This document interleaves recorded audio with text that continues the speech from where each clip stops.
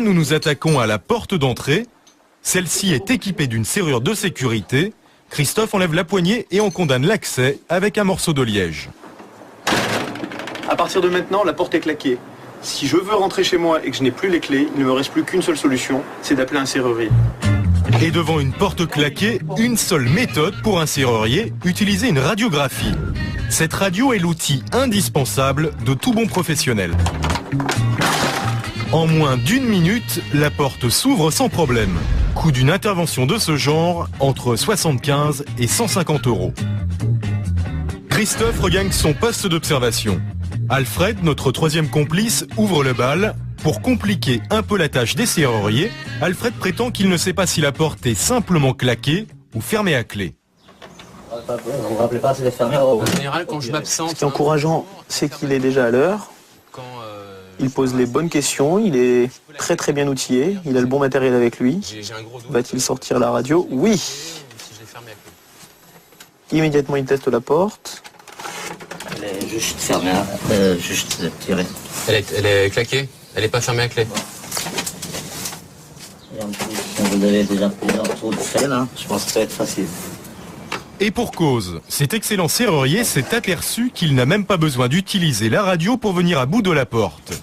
En ôtant le bouchon de liège et en glissant un tournevis à la place de la poignée que nous avons retirée, il ne lui faudra que 5 secondes pour ouvrir.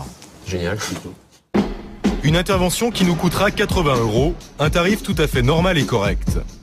Nous décidons de continuer l'expérience avec Alfred, deuxième dépanneur contacté au hasard dans l'annuaire. Il arrive plus d'1 heure après l'appel. Bah, c'est ici. Allez-y.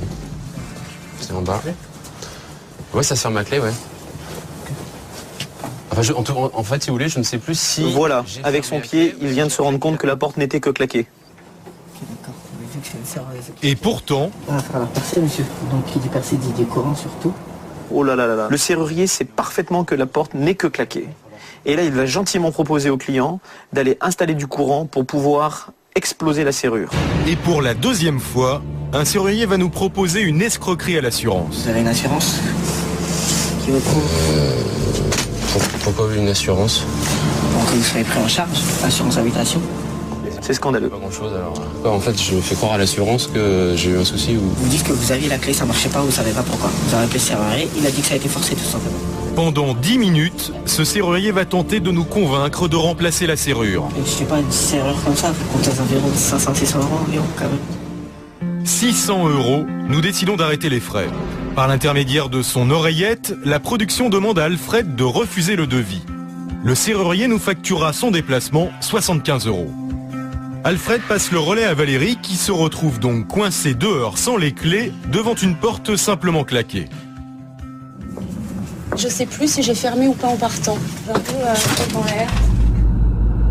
Avec sa main, le serrurier pousse la porte. Il sait désormais qu'elle est seulement claquée et donc qu'une radio peut l'ouvrir.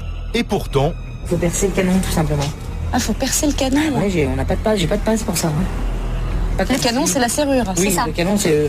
on n'abîme absolument pas la porte. Le truc chromé qui dépasse là, lui, on le perce. Combien ça coûte, ça? Ben, c'est une plusieurs points, c'est un point, c'est quoi comme ça? Oh, j'en sais rien, ça. Ça, c'est mon compagnon qui s'occupe de tout. Le problème, c'est qu'il faut percer ici pour arriver à la serrure. Et une fois de plus, pour payer la note... Je vois que vous êtes bien emmerdé. Le seul truc que moi je peux faire, entre guillemets, il faut pas dire que vous avez claqué la porte. Il faut dire que vous avez paumé vos clés. Vous avez peut-être une assurance qui vous prend en charge en ce qui concerne l'ouverture et le changement à l'identique de votre serrure. Je vous ai rien dit. Je suis sûr que l'escroquerie à l'assurance, c'est vraiment le gagne-pain des serruriers malhonnêtes. Bon, attendez, j'appelle mon ami et puis on va voir. Il faudrait éventuellement donc changer la serrure, percer le canon. Et donc, il y aurait des frais encourus de... Oui, la porte n'est pas abîmée. La porte n'est pas abîmée. Il ne sera pas abîmée, on s'attaque uniquement à la serrure. Et ça coûte combien, une demande donc... Bah, aux alentours de 400. Si c'est une 3 points, aux alentours de 400 €. 400 €. Ok, bon, un peu cher. Bah, moi, je vous facture quand même mon déplacement. Bien sûr, monsieur. Nous décidons d'éconduire cet escroc qui nous demande 400 €. Et c'est le coup de théâtre, apparemment pris de remords, il revient. Eh oui, j'avais pas capté qu'à la base c'était... Ouais, est-ce que je suis partie vite en parlant? Il a découvert la radio d'un seul coup. C'est tout à fait probable. On n'a pas affaire à un grand professionnel, mais on dirait qu'il a un peu de cœur.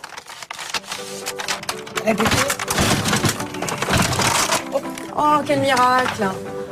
Eh ouais, ça s'appelle une 448 que vous avez. Une 448 ou autre chose, peu importe. Ce serrurier s'est racheté une conduite pour 95 € seulement. Le bilan de cette journée d'expérience est très clair. Première leçon, ne jamais accepter une fraude à l'assurance.